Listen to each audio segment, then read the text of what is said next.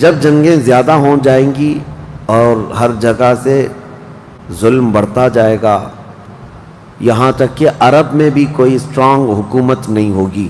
یہ حدیثوں کی روشنی میں اب میں آپ کو بتا رہا ہوں. وہ تو ابھی نظر آ رہی ہے کوئی اسٹرانگ حکومت نہیں، وہ کٹ پتلی ہے. کبھی اس کو امریکہ ہانکتا ہے، کبھی رشیا ہانکتا ہے، کبھی چائنا ہانکتا ہے. تو یہ عرب میں کوئی اسٹرانگ حکومت، مضبوط حکومت نہیں ہوگی.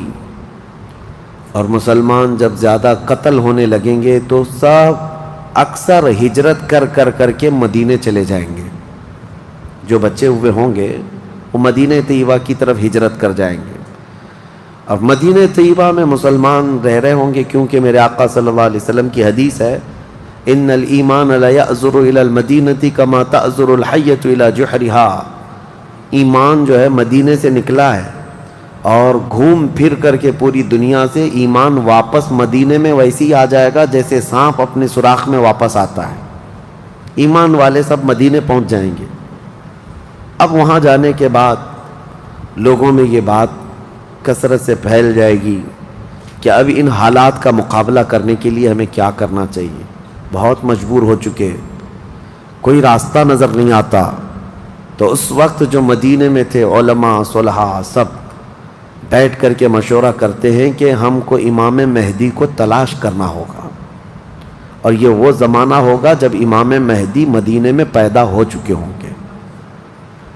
یہ وہ زمانہ ہوگا جب امام مہدی مدینے میں ہوں گے.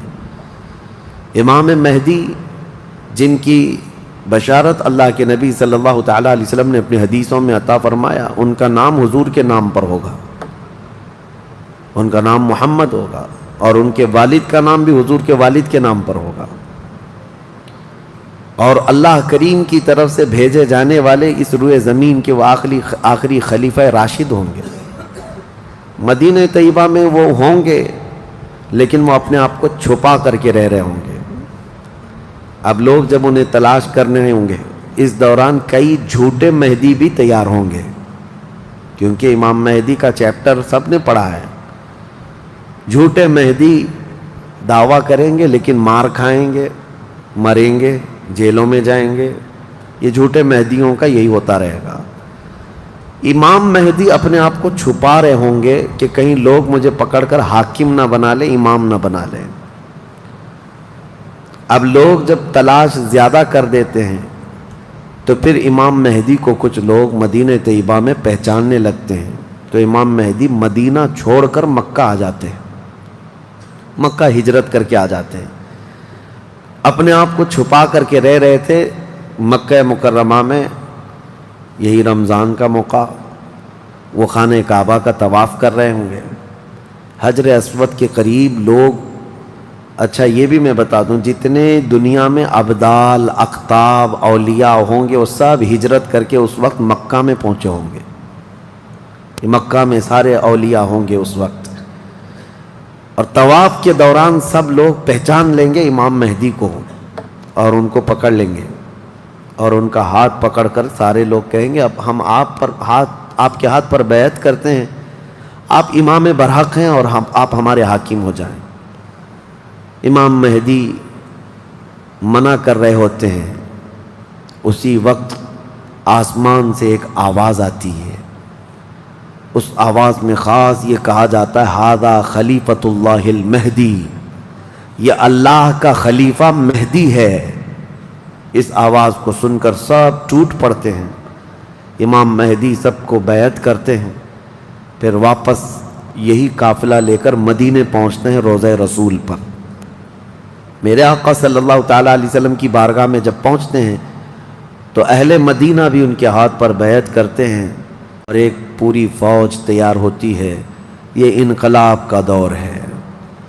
جتنی جنگیں ان کتوں نے کی تھیں، جتنا ظلم رچایا تھا پوری دنیا میں، اب ریورس ہونے کا ٹائم آ جاتا ہے. حضرت امام مہدی اس فوج کو لے کر ملک شام کی طرف جاتے ہیں. حالات ملک شام کے ایسے ہو چکے ہوں گے کہ ملک شام میں عیسائیوں کی حکومت قائم ہو چکی ہوگی. ابھی تو نہیں ہے یا انڈائریکٹ ان سے کسی کا تعلق ہے تو یہ ہمیں پتہ نہیں، لیکن حدیث میں یہ ہے کہ عیسائیوں کی حکومت ملک شام میں قائم ہوگی اور یہودی فتنہ مچا رہے ہوں گے ہر جگہ. قتل عام جو مسلمانوں کا سب سے زیادہ کرنے کی کوشش ہے وہ یہودیوں کی طرف سے ہے. امام مہدی مکہ مکرمہ سے نکل کر ملک شام کی طرف جائیں گے اور مسلمانوں کی جو قلت تھی، جو چھوٹی سی جماعت تھی، یہ جب نکل کر کے وہاں آئے گی ملک شام، بہت بڑی جنگ ہوگی جس کو ملحمۃ الکبریٰ کہا گیا ہے. امام مہدی کی قیادت میں یہ جنگ ہوگی. سارے کفار، عیسائی، یہودی سب مقابل میں آ جائیں گے. ان کی تعداد جو حدیث میں بتائی گئی ہے وہ 80 جھنڈوں کے نیچے آئیں گے اور ہر جھنڈے کے نیچے 12,000 لوگ ہوں گے. اور یہ مسلمانوں کی نہیں ہے، یہ کفار و مشرکین کی. تقریباً یہ 9,60,000 کی تعداد بنتی ہے کفار و مشرکین کی. 9,60,000. مسلمانوں کی تعداد کتنی ہوگی یہ تو نہیں پتا. اس کے بعد جنگ جب شروع ہوتی ہے، پہلے دن مسلمانوں کا 1/3 حصہ میدان چھوڑ کر بھاگ جاتا ہے. جو کمزور دل تھے وہ چلے جائیں گے، اور ان کے متعلق کہا گیا ہے کہ یہ ایسے لوگ ہوں گے جن کی توبہ کبھی نہ قبول ہوگی اور روئے زمین کے سب سے بدترین لوگ ہوں گے. وہ سب سے بدترین لوگ ہوں گے جو میدان چھوڑ کر بھاگ چکے ہوں گے. 1/3. دوسرے دن 1/3 شہید ہو جائیں گے، قتل ہو جائیں گے. تیسرے دن اللہ تعالیٰ اس مومنین کی قلیل جماعت کو فتح مبین عطا فرمائے گا. اور اس کے بعد ملک شام کے سارے انتظامات امام مہدی کے ہاتھ میں ہوں گے. دمشق جب وہ آئیں گے، دمشق کی جامع مسجد سے امام مہدی اپنے انتظامات و انصرامات کو سنبھالیں گے. پھر وہاں سے امام مہدی اسی فوج کو لے کر قسطنطنیہ جو موجودہ استنبول ہے اس کو فتح کرنے کے لیے نکلیں گے. اس وقت وہ بھی عیسائیوں کے ہاتھ میں ہوگا. اب جب امام مہدی یہاں آئیں گے، صرف ایک ہی دن میں قسطنطنیہ یعنی استنبول فتح ہوگا. اور اس کی بھی کیفیت بتائی گئی ہے، مسلمانوں کے صرف نعرے تکبیر سے فتح ہوگا. صرف اس لیے کہ ایسی ہیبت طاری ہوگی ان کفار و مشرکین کے دلوں میں. پورا شہر فتح ہوگا. امام مہدی یہ شہر فتح کر کے واپس ملک شام آئیں گے، دمشق میں آئیں گے. اب یہ وہ وقت ہوگا جب امام مہدی مسجد سے انتظامات و انصرامات سنبھال رہے ہیں، اور کثیر جنگیں اس وقت بھی ہوں گی، لیکن ہر جنگ میں اللہ تعالیٰ امام مہدی کو فتح عطا فرمائے گا. ہر جنگ میں. اور یہودی دسیسہ کاری کر رہے ہوں گے، امام مہدی کو ختم کرنے، قتل کرنے کی بہت کوششیں کر رہے ہوں گے. پھر امام مہدی ان یہودیوں سے لڑتے رہیں گے. اس وقت اللہ کی بارگاہ میں امام مہدی بھی دعا کرتے ہیں کہ مولا ان ظالموں سے ہمیں نجات عطا فرما. اور یہودی بھی جگہ جگہ اس بات سے پریشان ہوں گے کہ امام مہدی نے ان کا بیڑا غرق کر رکھا ہے. جہاں جاتے مقابل میں یہ شکست کھاتے ہیں، مر جاتے ہیں، اور ان کے مقابل میں کوئی آ نہیں پا رہا ہے. تو پھر ایران کے ایک علاقے میں یہ یہودی کثرت سے دعا میں مشغول ہوں گے. یہ وہ زمانہ ہوگا جب عراق اور شام کے بیچ میں دجال ظاہر ہوگا. دجال جس کے متعلق حدیث پاک میں تفصیلاً بہت ساری باتیں آئی ہیں. دجال آئے گا، وہ ایک آنکھ سے کانا ہوگا، آنکھیں دونوں ہوں گی، ایک آنکھ اس کی نظر آئے گی، اور اس کی آنکھ کے کنارے کافر لکھا ہوا ہوگا جس کو مسلمان دیکھ کر پہچان لیں گے. اور وہ بڑا بھاری بھرکم طاقتور ہوگا، اور اللہ تعالیٰ اس کو بہت سارے خارق عادات چیزیں عطا کرے گا. وہ ظاہر ہوگا اور سب سے پہلے یہودیوں میں آ کر کے ہی بیعت لے لے گا، یعنی اپنے آپ کو پہلے رسول بنائے گا. اور پھر سارے یہودی، حدیث پاک میں تو ہے کہ اصفہان ایران کے 50,000 یہودی اس کی فوج میں شامل ہوں گے. ہاں، جس کو یہ مسیحا کہتے ہیں اور اس کے انتظار میں بلیاں چڑھا رہے ہیں. یہ ظاہر ہوگا عراق اور شام کے بیچ میں ہے. اور پھر یہ سب یہودی دجال کی فوج میں شامل ہوں گے. دجال ایسے نکلے گا روئے زمین پر، حدیث پاک میں یہ سب ملتا ہے کہ وہ آسمان سے گاہے گا تو آسمان سے بارش برس جائے گی، زمین سے سبزہ نکلنے لگے گا، کسی کو مار کے دوبارہ زندہ کر کے دکھائے گا، یہ سب چیزیں وہ کر کے دکھائے گا، یہاں تک کہ چلتے چلتے زمین سے کہے گا تیرے اندر جتنے خزانے ہیں نکال، زمین پورے خزانے باہر کرے گی، اور جب وہ آگے چلتا رہے گا تو یہ خزانے شہد کی مکھیوں کی طرح اس کے پیچھے جھنڈ کی طرح چلتے ہوں گے خزانے، اور دنیا کے لالچی لوگوں کو ایک سکہ ہی چاہیے بس، جس کے پاس مال ہے اس کے پیچھے غلامی ہے۔ بہت بڑا فتنہ ہوگا، بہت بڑی آزمائش ہوگی، لیکن جو ایمان والے ہیں حدیث میں ہے اس دن بھی وہ نہیں بہکیں گے، اس دن بھی وہ نہیں بہکیں گے، وہ غضب کا ایمان ہوگا ان لوگوں کا۔ حضور صلی اللہ تعالیٰ علیہ وسلم نے فرمایا دجال کے فتنے سے مقابلہ کرنے والے جو مومن ہوں گے نا، اس کا فتنہ دیکھ کر کے بھی ایمان پر قائم ہوں گے، ان کے لیے حضور نے فرمایا وہ بغیر حساب کے ہی جنت میں جائیں گے، ان کا حساب نہیں ہوگا، وہ بنا حساب کے جنت میں جائیں گے۔ تو دجال روئے زمین پر گھوم رہا ہوگا اور فتنہ مچا چکا ہوگا، اور پہلے تو رسول کہتا رہا، اس کے بعد پھر خدائی کا دعویٰ کرے گا کہ میں خدا ہوں۔ اس کی خدائی کو ماننے والے وہ یہودی بھی ہوں گے، عیسائی بھی ہوں گے، بہت سارے مسلمانوں میں بھی گمراہ ہو چکے ہوں گے، جن کا پہلے سے ایمان مضبوط نہیں تھا وہ اس کے پیچھے چل پڑیں گے، وہ ہزاروں کی تعداد میں لوگوں کو کافر بنا چکا ہوگا۔ میرے عزیزو، دجال تو بہت بڑی بڑی چیزیں دکھا رہا ہے، آسمان سے بارش برسا کر کے، زمین سے سبزہ اگا کر کے، اور اس وقت کئی لوگ گمراہ ہو جاتے ہیں۔ یہاں تو چھوٹی موٹے باباؤں کے پیچھے ہی گمراہ ہوتے ہیں، آج تو چٹھی نکال کر دکھا رہا ہے بابا، تو بھیڑ لگ چکی ہے کہ تم کیا کھائے ہو، کیا پیے ہو، کیا سوچ رہے ہو، چٹھی میں نکال کر کے دکھاؤں گا۔ چٹھی والے بابا کے پیچھے ہی ہزاروں چلے جاتے ہیں، تو دجال والے بابا کے پیچھے کتنے جائیں گے؟ لیکن حدیث پاک کی روشنی میں مفسرین نے، محدثین نے فرمایا کون لوگ اس دن محفوظ رہیں گے، کون لوگ اس دن محفوظ رہیں گے؟ دجال کی شکل جیسی بھی ہو، لیکن وہ جو چیزیں خارق عادات دکھا رہا ہوگا لوگ اچنبے سے دیکھ رہے ہوں گے۔ اچھا ایک بات اور بھی بتا دوں، آپ گھر میں بیٹھے ہوں، کوئی مسجد میں ہوں گے، شور آئے گا کہ وہاں پر خدا اتر پڑا ہے، نعوذ باللہ من ذالک، اور عجیب و غریب چیزیں دکھا رہا ہے، آسمان کو کہہ رہا ہے تو آسمان بارش برسا رہا ہے، زمین کو کہہ رہا ہے تو زمین خزانے نکال رہی ہے۔ کچھ لوگ جو گھر میں بیٹھے ہوں گے، توجہ یہ بہت اہم بات کہہ رہا ہوں، کہیں محفل میں ہوں گے، مسجد میں ہوں گے، جب یہ شور آئے گا تو کچھ کہیں گے کہ چلو ہم بھی جا کر دیکھ کے آتے ہیں، تو کچھ لوگ یہ کہہ کر کے اٹھیں گے اور جا کر کافر ہو جائیں گے، اور کچھ لوگ وہ ہوں گے جو جیسے سنیں گے اپنے آپ کو گھر میں ایسے مضبوط بند کر لیں گے کہ ان کو ہوا آنے کی بھی خواہش نہ رہے، اس طرح اپنے آپ کو محفوظ کر لیں گے۔ اور بزرگوں نے لکھا ہے کہ اس وقت اس کے فتنے عروج پر ہوں گے، لوگوں میں صرف اور صرف چرچا یہی ہوگا۔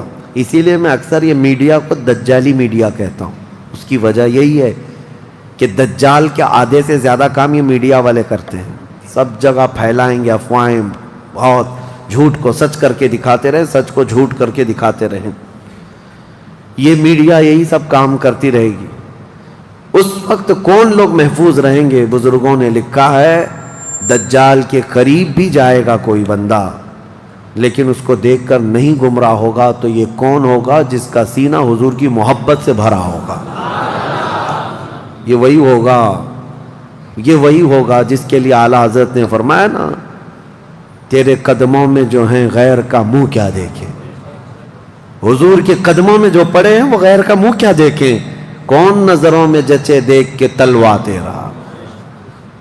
اب یہ دجال گھومتا ہوا جب فتنہ بہت برپا کر چکا ہوگا، مکہ جائے گا، پہلے یہ یمن جائے گا، یمن میں بھی بہت فتنہ پھیلائے گا، اس کے بعد پھر مکہ آئے گا۔ مکہ کی سرحدوں کو اللہ تعالیٰ فرشتوں سے محفوظ کر رکھا ہوگا، فرشتے اسے داخل ہونے نہیں دیں گے، ماریں گے اور داخل نہیں ہو سکے گا۔ پھر مدینہ جائے گا، مدینہ طیبہ اپنی پوری فوج لے کر کے داخل ہونے کی، 2 شہروں کے علاوہ پوری دنیا کے ہر شہر گھومے گا، ہر شہر گھوم چکا ہوگا 2 شہروں کے علاوہ، مکہ مکرمہ، مدینہ طیبہ۔ مدینہ طیبہ کے سرحد پر آئے گا، وہاں پر بھی اللہ کے فرشتے پہرا دے رہے ہوں گے، میرے مصطفیٰ کا شہر ہے، دجال نہیں آ سکتا. لیکن اس کا شہرہ جب مدینے کے باہر بہت پھیل چکا ہوگا، مقام جرف ایک جگہ ہے، وہاں تک وہ پہنچ چکا ہوگا جہاں آج بادشاہ نے ایک پیلس بنایا ہوا ہے. ان لوگوں نے ایک پیلس بنا کر رکھا ہے وادی جرف میں. وہاں تک پہنچے گا تو مدینہ طیبہ کے ایک عالم وہ جائیں گے، اس سے مناظرہ کریں گے، ڈیبیٹ کریں گے. صرف مناظرے کے کرنے کی وجہ سے اس عالم دین کو وہ قتل کر دے گا. قتل کر کے اس کے بعد پھر ان کو دوبارہ زندہ کرے گا، اور اس کے بعد کہے گا کہ دیکھا میری طاقت. اس عالم دین کا کہنا ہوگا اب تو مجھے تیرے دجال ہونے پر اور زیادہ یقین ہو گیا، اس لیے کہ میں نے میرے مصطفیٰ سے سنا ہے. وہ مار کر کے دوبارہ زندہ کرے گا. اور اس عالم کا دوسرا چیلنج یہ ہوگا کہ میں نے اپنے حبیب سے ایک اور بات سنی ہے، اب کی بار اب تو مار کر کے دکھا. دوسری بار حدیث پاک میں ہے دوسری مرتبہ اس عالم کو قتل کرنے کی 1000 کوشش کرے گا لیکن مار نہیں سکے گا. وہ عالم ربانی بیان کریں گے، اللہ کے نبی صلی اللہ علیہ وسلم کی بیان کی ہوئی علامات یہی ہیں. ایک بار قتل کر کے اٹھائے گا لیکن دوبارہ وہ مار نہیں سکے گا. یہ فتنہ پھیلا ہوگا دجال کا، اور یہ گھومتے پھرتے ملک شام پہنچے گا جہاں امام مہدی ہوں گے. امام مہدی یہودیوں سے جنگ کرتے کرتے اور دجال کے فتنوں سے فیس کرتے کرتے وہاں پر ہوں گے ملک شام میں، دمشق میں دعا کر رہے ہوں گے اللہ ان کے فتنوں سے بچا. ایک عصر کی نماز ہوگی، جب امام مہدی نماز کے لیے جا رہے ہوں گے، 2 فرشتوں کے پروں پر ہاتھ رکھتے ہوئے سیدنا عیسیٰ علیہ السلام اتر جائیں گے. حضرت عیسیٰ علیہ السلام اب بھی باحیات ہیں آسمانوں پر، اللہ کریم ان کو اتارے گا. وہ آئیں گے، حضرت امام مہدی فوراً ہی حضرت عیسیٰ علیہ السلام کو پہچان لیں گے اور آپ کا ہاتھ پکڑ کر کے وہ لائیں گے. اور امامت کے لیے جب وہ آگے بڑھائیں تو عیسیٰ علیہ السلام نماز نہیں پڑھاتے. امام مہدی سے کہتے ہیں امام آپ ہی ہوں گے، حاکم آپ ہی ہوں گے، منتظم آپ ہی ہوں گے. اب عیسیٰ علیہ السلام یہ بیان فرمائیں گے میں تو صرف اور صرف دجال کے قتل کے لیے آیا ہوں. اس کے بعد امام مہدی نماز سے فارغ ہو کر اللہ کا شکر بجا لائیں گے. پھر یہ عیسیٰ علیہ السلام کی معیت میں جیسی باہر نکلیں گے، حدیث پاک میں ہے عیسیٰ علیہ السلام کی سانس یا ان کی خوشبو جہاں تک جائے گی دجال اتنا تیز پگھلتا چلا جائے گا، قریب نہیں آ پائے گا. اب وہ ادھر ادھر بھاگا بھاگا پھر رہا ہوگا عیسیٰ علیہ السلام کے خوف سے. عیسیٰ علیہ السلام جس وقت آئیں گے وہ سنہرا دور حدیث پاک میں ہے. اب عیسیٰ علیہ السلام صلیب کو توڑ دیں گے کہ یہ عقیدہ ختم کرو، خنزیر کو ماریں گے، جزیہ ختم کریں گے. اور اس کے بعد عیسیٰ علیہ السلام اس ملعون دجال کو بھگاتے بھگاتے مقام لد پر لے جائیں گے جو آج اسرائیل میں ہے، وہاں تک لے کر جائیں گے. مقام لد پر عیسیٰ علیہ السلام اس کو اپنے تیر سے ماریں گے، ختم ہو چکا ہوگا. دجال کے جتنے ہمراہی تھے ان کو بھی عیسیٰ علیہ السلام ختم کر دیں گے. اب جب واپس عیسیٰ علیہ السلام دمشق پہنچیں گے ملک شام تو حدیث پاک میں پوری روئے زمین پر ایک بھی کافر نہیں ہوگا، جو ہوگا وہ مسلمان ہوگا. یہ وہ وقت ہے جس کا وعدہ اللہ نے قرآن میں فرمایا هو الذی ارسل رسولہ بالہدی ودین الحق لیظہرہ علی الدین کلہ. وہی اللہ ہے جس نے اپنے رسول کو ہدایت کے ساتھ بھیجا ہے تاکہ اپنے دین کو ساری دنیا پر غالب کرے. اب تک یہ دین پوری دنیا پر نہیں غالب آیا، لیکن وہ دن ہوگا جب عیسیٰ علیہ السلام تشریف لائیں گے روئے زمین پر. اسی لیے میں کہتا ہوں وہ دن آئے گا جب ہر گھر سے آواز آئے گی لبیک یا رسول اللہ. وہ دن آئے گا، وہ وقت آئے گا. صبر کے بعد، ہر اندھیرے کے بعد صبح ہونا ہے، رات کے بعد اجالا آنا ہے. ہاں آج جو حالات ہیں انشاءاللہ العزیز کچھ دیر کی خاموشی ہے، پھر شور آئے گا. آج کتوں کا وقت ہے، کل ہمارا دور آئے گا انشاءاللہ العزیز. میرے عزیزو، سیدنا عیسیٰ علیہ السلام جب اسے قتل کر چکے ہوں گے اور پھر روئے زمین پر صرف پرچم اسلام لہرا رہا ہوگا، امام مہدی کی عمر 49 سال یا 50 سال کے آس پاس ہوگی، وہ بیت المقدس میں انتقال کر چکے ہوں گے، آپ کی جنازہ کی نماز عیسیٰ علیہ السلام پڑھائیں گے، وہیں دفن ہوں گے، پھر عیسیٰ علیہ السلام مومنین کو لے کر مدینہ طیبہ کا رخ کریں گے۔ جب نبی پاک صلی اللہ علیہ وسلم کے روضے کے پاس عیسیٰ علیہ السلام آئیں گے، عیسیٰ علیہ السلام نکاح بھی فرمائیں گے، آپ کی اولاد بھی ہوں گی، لیکن مدینہ طیبہ میں آپ کا انتقال ہوگا اور میرے آقا کے حجرے میں دفن ہوں گے۔ حضور صلی اللہ علیہ وسلم کا حجرہ روضہ مبارکہ، اس میں ایک جگہ عیسیٰ علیہ السلام کی باقی ہے، سیدنا عیسیٰ علیہ السلام وہاں دفن ہوں گے۔ لیکن ایک بات میں آپ کو بتا دوں، عیسیٰ علیہ السلام اس وقت بھی نبی ہی رہیں گے، ان کا جو منصب نبوت ہے وہ ہے، لیکن شریعت ان کی نہیں چلے گی، میرے مصطفیٰ کی ہوگی، شریعت صرف میرے مصطفیٰ کی ہوگی، اس لیے کہ جس دن میرے آقا پیدا ہوئے اس دن سے لے کر قیامت تک صرف ایک ہی سکہ چلنا ہے، آئی نئی حکومت سکہ نیا چلے گا، عالم میں رنگ بدلا صبح شب ولادت۔ عیسیٰ علیہ السلام کے انتقال کے بعد اب کیا ہوگا؟ اب کیا ہوگا؟ آپ دفن ہو چکے ہوں گے، قیامت قریب آ چکی ہوگی۔ اب اس کے بعد معاملہ یہ ہوگا کہ اللہ تبارک و تعالی قوم یاجوج ماجوج کو پیدا کرے گا۔ ہاں، اس میں بیچ میں ایک روایت یہ بھی ہے کہ عیسیٰ علیہ السلام کو اللہ تبارک و تعالی حکم فرمائے گا کہ میں ایک ایسی قوم بھیج رہا ہوں جو دنیا میں فساد مچائے گی، جو مومنین ہیں ان کو لے کر کوہ طور پر چلے جائیں۔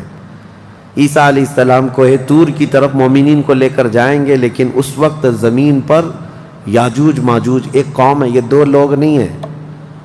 بہت سارے لوگوں کے ذہن میں ایسی بات آتی یاجوج ماجوج دو آدمی ہوں گے، دو آدمی نہیں، یہ بہت بڑی فوج ہے، بہت بڑی فوج ہے، اور یہ ابھی موجود ہے، یافس بن نوح کی اولاد میں سے یہ ایک جزیرے میں قید ہے، وہ واللہ عالم، لیکن قرآن میں 16ویں پارے میں اس کا ذکر ہے کہ حضرت سکندر ذوالقرنین نے ایک لوہے کی پگھلا کر کے پہاڑوں کے بیچ دیوار بنا کر ان کو قید کر رکھا، یہ قوم آ نہیں سکتی، لیکن قیامت کے قریب وہ سد سکندری جو باندھی ہوئی دیوار ہے وہ ٹوٹ کر گر جائے گی، یاجوج ماجوج پورے باہر نکل آئیں گے، اور جیسے آئیں گے وہ جس ندی کے کنارے سے گزریں گے پورا پانی پی جائیں گے، وہ جو درخت ملے جو کچھ بھی ہو سب کھا جائیں گے، کچھ بھی نہیں، یہاں تک کہ یہ وہ زمانہ ہوگا حضرت عیسیٰ علیہ السلام ابھی موجود ہوں گے، ان کے انتقال سے پہلے ہی یہ یاجوج ماجوج آئیں۔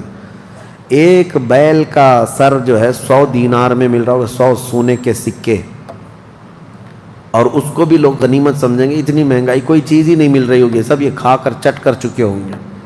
پھر عیسیٰ علیہ السلام کی دعا سے ہی اللہ کے نبی عیسیٰ علیہ السلام یہ عرض کریں گے مولا اس ظالم یاجوج ماجوج سے ہمیں نجات عطا کر۔ اللہ تبارک و تعالیٰ ایک بیماری ان کی گردن میں پیدا کرے گا، وائرس آئے گا ان کو بھی، یاجوج ماجوج کو، اب اللہ عالم اس وقت کا کون سا کورونا ہوگا کون سا آئے گا، لیکن اس وائرس سے ایک ہی دن میں وہ پوری فوج مر جائے گی، اور مرنے کی وجہ سے پوری روئے زمین پر اتنی بدبو پھیل جائے گی، تعفن، اٹھانے والا کوئی نہیں ہے ان کی لاشیں۔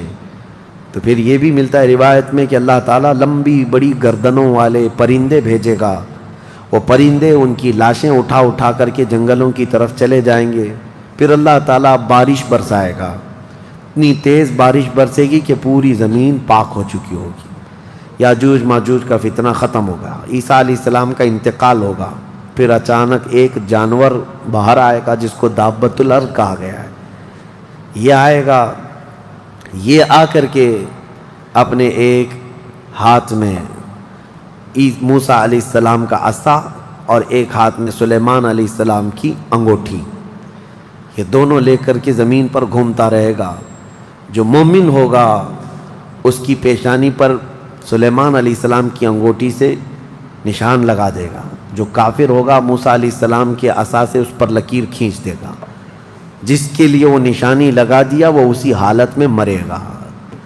اور اس کے بعد پھر حدیث پاک میں ہے دابۃ الارض چلا جائے گا. پھر ہوگا یہ کہ ایک دن لوگ تھک کر کے سوئے ہوں گے, دھواں دھواں نظر آتا رہے گا ہر جگہ دھواں دھواں, لوگ پریشان ہوں گے. اور اس کے بعد سوئیں گے تو رات اتنی لمبی ہوگی کہ لوگ اکتا جائیں گے, سو کر اٹھیں گے پھر سوئیں گے, سو کر اٹھیں گے پھر سوئیں گے. بچے جو ہے چیخ مارتے رہیں گے, اور پھر جانور اپنی کھیتیوں کی طرف بھاگنے کے لیے بے قرار ہوں گے. لیکن رات لمبی ہوگی, 3 راتوں کے برابر ایک رات ہوگی, 3 بڑی راتوں کے برابر ایک رات کٹتی نہیں ہوگی. لوگ تھک چکے ہوں گے سو کر کے. اس کے بعد پھر اچانک چھوٹی چھوٹی روشنی آئے گی سورج کی, لوگ چیخ مارتے ہوئے خوشیوں سے باہر آ جائیں گے کہ اجالا آ گیا. پہلے تو لوگوں کو یہ لگ رہا تھا کہ اب اندھیرا ہے, اب سورج آئے گا ہی نہیں. لیکن جیسی روشنی آنے لگے گی سب بھاگ کر کے باہر آئیں گے. لیکن دیکھیں گے اس وقت تو سورج جو ہے پچھم کی طرف سے نکل رہا ہوگا. ابھی سورج کہاں سے نکلتا ہے؟ پورب, ایسٹ سے نا, مشرق سے. اس دن سورج ویسٹ کی طرف سے, مغرب کی طرف سے نکل رہا ہوگا, پچھم کی طرف سے. پہلے ہلکا ہلکا نکلے گا سورج. یہ دیکھ کر کے جو لوگ بہت لمبا سو کر کے آئے ہوں گے گھبرا جائیں گے کہ آج کیا ہوا.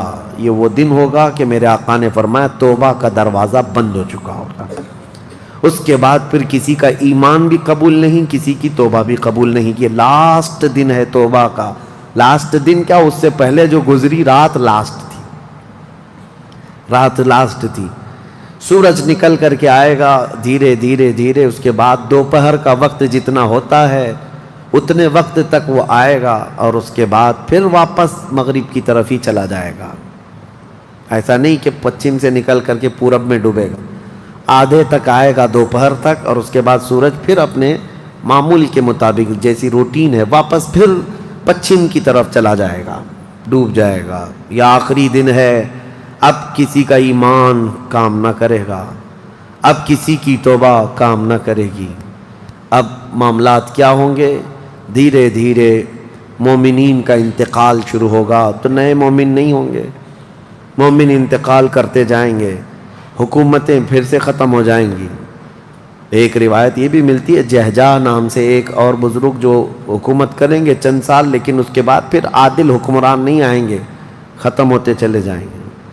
اب مسلمانوں کی تعداد جب گھٹنے لگے گی تو پھر بے حیائی بہت بڑھ جائے گی, اتنی کہ کھلے عام زمین پر سب کچھ ہونے لگے گا. ننگا پن, جانوروں کی طرح لوگ زنا کرتے رہیں گے, سڑکوں پر, روڈوں پر, راستوں پر سب کھلے عام گناہ ہو رہے ہوں گے. بے حیائی بڑھ چکی ہوگی. یہاں تک کہ حبشیوں میں سے, کالے لوگوں میں سے ایک جماعت جائے گی خانہ کعبہ کو بھی گرا دے گی. یہ وہ زمانہ ہوگا جب مومنین ختم ہو چکے ہوں گے. اب اس کے بعد ایک ٹھنڈی ہوا چلے گی, نرم, اس کے متعلق فرمایا گیا ہے بہت نرم ہوا, میٹھی ہوا چلے گی, اور پوری دنیا میں چلے گی. جو مومن ہوگا وہ ہوا ان کے بغلوں سے گزرے گی تو وہ اسی وقت انتقال کر جائیں گے. ایمان والے ختم ہو چکے ہوں گے. اب میرے آقا صلی اللہ علیہ وسلم فرماتے ہیں روئے زمین پر اللہ اللہ کہنے والا کوئی بھی باقی نہیں رہے گا. یہ اینڈ لاسٹ مومنٹ پر میں آ رہا ہوں, ختم ہونے کے قریب ہے. سب مومنین انتقال کر چکے ہوں گے اس ہوا کے بعد. اس کے بعد چند سال زندگی گزرتی رہے گی نارمل, لوگ اپنے اپنے کاموں میں مصروف ہوں گے. پھر اچانک ایک دن حضرت اسرافیل علیہ السلام سور پھونکیں گے. یہ سور ایک باجے کی شکل کی چیز ہے, دھیمی دھیمی آواز اس کی بڑھتی جائے گی. اب یہ آواز اتنی تیز بڑھے گی کہ دھماکہ ہوگا پوری زمین پر, زلزلہ آ جائے گا. اتنا بڑا زلزلہ آئے گا کہ قرآن میں ہے یوم ترونہا تذہل کل مرضعۃ عما ارضعت وتضع کل ذات حمل حملہا. تم اس دن دیکھو گے حمل والی عورتوں کے پیٹ سے بچے باہر آ جائیں گے. ہر آدمی جو دودھ پلانے والی ماں جو ہے بچے کو لے کر بیٹھی ہوگی, اس آواز پر وہ بچے کو اٹھا کر پھینک دے گی. کوئی ماں اپنے بچے کو پھینکے گی؟ لیکن وہ دن ہوگا جب ماں اپنے بچے کو پھینک دے گی، حاملہ عورت اس کا پیٹ نکل کر کے بچہ باہر آ چکا ہوگا، لوگ جو کام کر رہے ہوں گے وہیں پر سب اپنے کام چھوڑ چکے ہوں گے، اور اس کے بعد پھر اسی سور کی آواز کے بڑھتے بڑھتے جب زمین میں زلزلے آئیں گے سب ختم ہو چکے ہوں گے، سب کی موت ہوگی۔ پھر اللہ فرماتا ہے وَتَكُونُ الْجِبَالُ كَالْعِهْنِ الْمَنْفُوشِ، پہاڑوں کو دھنی ہوئی روئی کی طرح اڑایا جائے گا۔ اِذَا الشَّمْسُ كُوِّرَتْ وَإِذَا النُّجُومُ انْكَدَرَتْ وَإِذَا الْجِبَالُ سُيِّرَتْ، جب تم دیکھو کہ سورج کو کالا کر دیا جائے گا، تارے آپس میں ٹکرا دیے جائیں گے، پھاڑ دیے جائیں گے، اور سمندروں میں آگ لگا دی جائے گی، یہ سب پوری دنیا تہس نہس ہو چکی ہوگی، ختم، یہ قیامت ہے۔ اس کے بعد پھر سارے جب فنا ہو چکے ہوں گے، اللہ تعالیٰ اسرافیل علیہ السلام کو بھی موت عطا کرے گا، اور روح نکالنے والے فرشتے اسرائیل علیہ السلام کو بھی موت عطا کرے گا۔ اب کون باقی رہے گا؟ کل من علیہا فان ویبقى وجہ ربک ذو الجلال والاکرام، ہر شے فنا ہو چکی ہوگی، باقی رہنے والی ذات صرف تمہارے رب کی ہوگی۔ اس کے بعد مولا کریم کو جب منظور ہوگا اسرافیل علیہ السلام کو اٹھائے گا، اور پھر سور پھونکنے کا حکم ہوگا، دوبارہ سور پھونکا جائے گا۔ اب وہ جو منظر ہے وہ ایک الگ دنیا ہے، وہ ایک الگ دنیا ہے، عالم آخرت ہے۔ جب سور پھونکا جائے گا تو آدم علیہ السلام سے لے کر قیامت تک جتنے انسان جنات آئے تھے سب کو اٹھایا جائے گا۔ حدیث پاک میں ہے اب وہ دوسرے سور سے، نفخہ ثانیہ سے سب سے پہلے جو اٹھے گا میرے آقا صلی اللہ علیہ وسلم اپنی قبر سے اٹھیں گے۔ حضور نے فرمایا دوسرے سور کے بعد میں اپنی قبر سے اس طرح اٹھوں گا کہ میرا ایک ہاتھ ابو بکر کے کندھے پر ہوگا، دوسرا ہاتھ عمر فاروق کے کندھے پر ہوگا۔ اس شان سے میرے آقا صلی اللہ تعالیٰ علیہ وسلم میدان قیامت میں آئیں گے، اور اس کے بعد کے جو مناظر ہیں، ہر آدمی کو کھڑا کر دیا جائے گا، ہر انسان کو میدان میں کھڑا کر دیا جائے گا، اور تمہیں چاہے تم کو مٹی کھا چکی ہو، تم کسی کی غذا بن چکے ہو، تم کو جلا دیا گیا ہو، تم کو پانی میں غرق کر دیا گیا ہو، کسی بھی حالت میں ہو، اور رب قدیر فرماتا ہے جب ہم نے تم کو نطفے سے پیدا کیا پورا انسان، تو تمہارے جلا کر خاک ہو جانے کے بعد تمہاری راکھ سے بھی وہ تم کو دوبارہ زندہ اٹھائے گا۔ جب تمہیں زندہ اٹھایا جائے گا پھر یہ میدان ہوگا، یہاں پر جو کھڑا کر کے حساب کتاب کا دن ہوگا وہ 50,000 سال کے برابر کا ہوگا۔ اب یہ ایک لمبی داستان ہے میرے عزیزو، وہاں کے جو حالات ہیں، اس دن ایک آواز آ رہی ہوگی، ایک آواز آ رہی ہوگی جس کو قرآن میں اللہ نے فرمایا لمن الملک اليوم، اللہ فرمائے گا آج کی بادشاہت کس کی ہے، آج کی بادشاہت کس کی ہے؟ پھر مولا خود فرماتا للہ الواحد القہار، ایک قہر کرنے والے خدا کی آج حکومت ہے۔ جو اکڑتے تھے، جو گھمنڈ کرتے تھے، سب کو کھڑا کیا جا چکا ہوگا، اور فرشتے پکار رہے ہوں گے این الجبارون این المتکبرون، کہاں ہیں غرور میں چلنے والے، کہاں ہیں اکڑ میں رہنے والے، سب جمع ہو جاؤ۔ سب کے گناہ ان کی پیشانیوں سے ظاہر ہو رہے ہوں گے، کسی کو داغ داغ کر کے فرشتے نشان بنا رہے ہوں گے کہ یہ چور ہے، یہ زانی ہے، یہ شرابی ہے، یہ حرام خور بھی کرتا رہا، سب کی الگ الگ نشانیاں بنائی جا رہی ہوں گی۔ اس بھرے محشر کے میدان میں ہمارے لیے کون ہے میرے عزیزو؟ ہم اسی رب ذوالجلال کو منانے کے لیے آج آئے ہیں۔ اس تصور کے ساتھ اب ہم کھڑے ہو کر اس کا ذکر کریں گے کہ مولا آج ہم تجھے منا رہے ہیں، تو ہم سب سے صلح فرما لے، کل بھری قیامت کے دن ہمیں ننگا اور ذلیل ہونے سے محفوظ فرما لے، اور قیامت کا دن ہوگا انشاءاللہ العزیز میرا رب اسی ذکر کی مجلس کی برکت سے ہماری بخشش کا اعلان فرمائے گا۔ وہ دن کتنا خوبصورت ہوگا، ذرا تصور کرو کہ اس ذکر کی مجلس کو اللہ تعالیٰ ذریعہ بنائے، اور قیامت کے دن جب سب کھڑے ہوں گے لاکھوں کی تعداد میں، اور تمہارا نام پکارا جا رہا ہوگا فلاں کا بیٹا فلاں کہاں ہے، تم گردن اونچی کر کے دیکھ رہے ہوں گے کیا ہے میرے حساب میں، کیا ہے میرے پلے میں؟ تو فرشتے کہیں گے اللہ کی طرف سے حکم آیا ہے، تیرے لیے جنت ہے، تیرے لیے جنت ہے۔